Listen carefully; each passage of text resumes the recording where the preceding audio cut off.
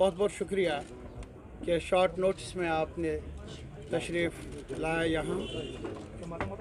जैसा कि आपको मालूम है कि आज कई अरसे के बाद हमारा एक एक्सटेंडेड इजलास हुआ PAGD की तरफ से, जिसमें हमारी तरफ से ये कोशिश रही कि कोविड प्रोटोकॉल को फॉलो किया जाए, क्योंकि इसमें हम सब की ज़िंदगियों का दखल है। हम ये चाहते हैं कि हमारी पूरी सोसाइटी, हमारे लोग, हमारे जो भी यहाँ शहरी हैं वो बसेहत सलामत रहे और कोविड से बचते रहे।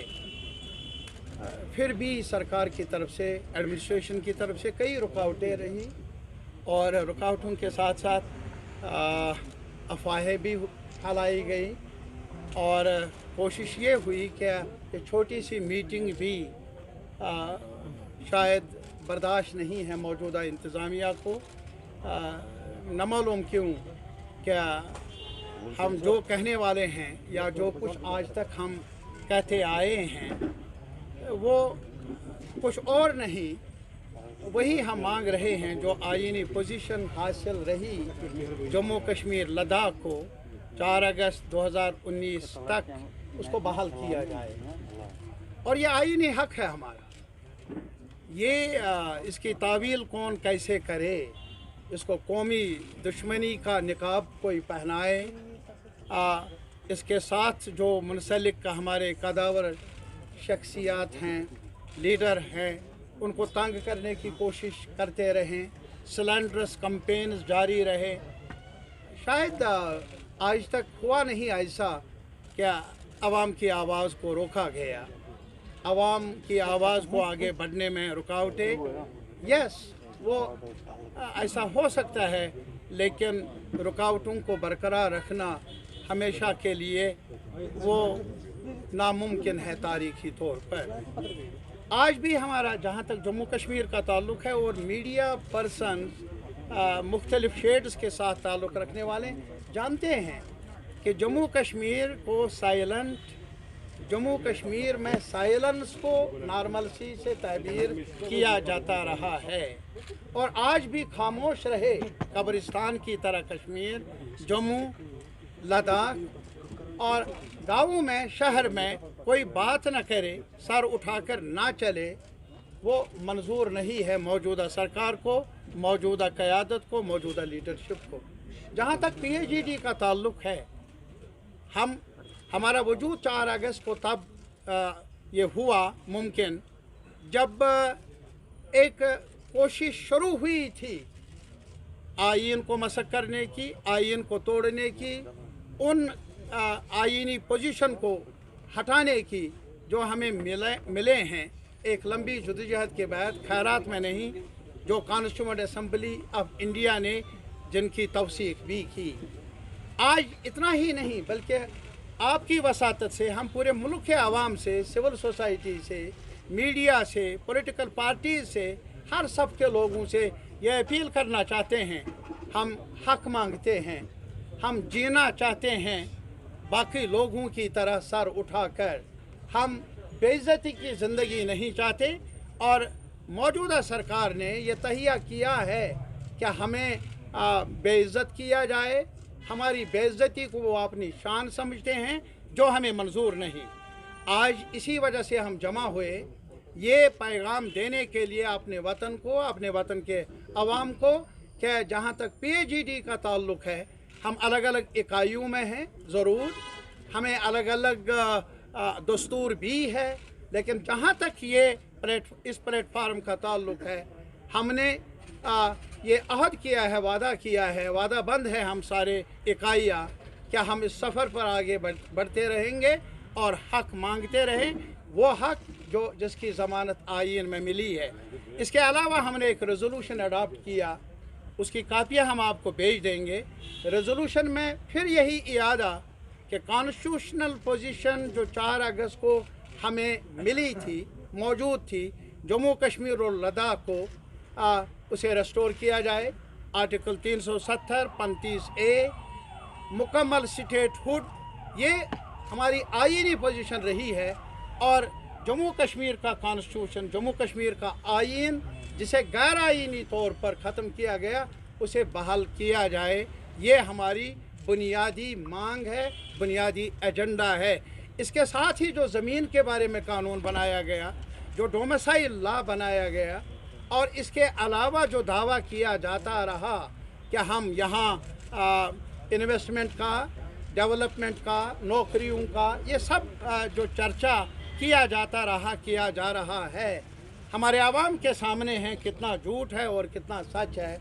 ये ख्वाब हैं और ख्वाबों से जी नहीं भरता, भूख मिटती नहीं और इंसान की ज़िंदगी को बेहतर बनाया नहीं जा सकता। ये सिर्फ हमारे साथ नहीं, बल्कि आज आप ये भी देख लीजिए कि जम्मू में कुछ हलके जो महसूस करते थे शायद कश्मीर की लीडरशिप का हमारे साथ सही बर्ताव नहीं हुआ, आज जम्मू जाकर देख लीजिए उनकी बिजनेस का क्या हुआ। आज जम्मू जाकर देख लीजिए कि वहाँ कितनी नौकरियाँ मिली।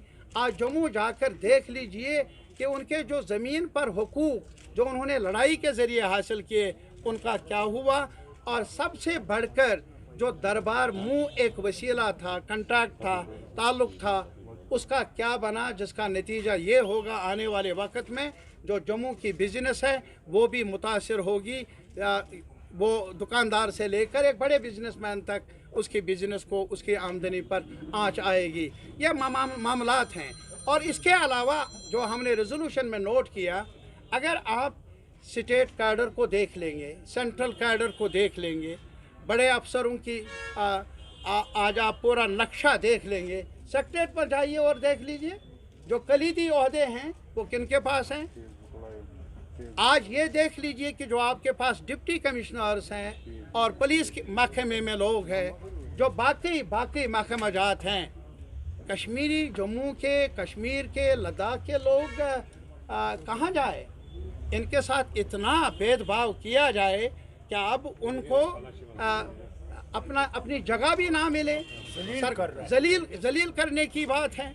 ये ज़िल्लत और ये रुसवाई, जहाँ तक PAGD का ताल्लुक़ है, हमने इयादा किया, हमें मंजूर नहीं। और इसके अलावा जहाँ तक मुलाजमों का ताल्लुक़ है, अभी एक आर्डर निकला जिसमें कहा गया कि अगर कोई पत्थर बाजी में हो, अगर किसी के ख़िलाफ़ FIR हो, उसको नौकरी नहीं मिलेगी। या ये आप अंदाज़ा कर लीजिए, ये हमारे मुल्क में अभी भी जुडिशल सिस्टम बराबर है, अभी भी जस्टिस सिस्टम मौजूद है। बगैर किसी शख्स को ये साबित किए बिना कि वो मुजरिम है अदालत के ज़रिए, तब तक वो बेगुनाह माना जाता है, तब तक आप उसको डिप्राइव नहीं कर सकते हैं अपने हुकूक से।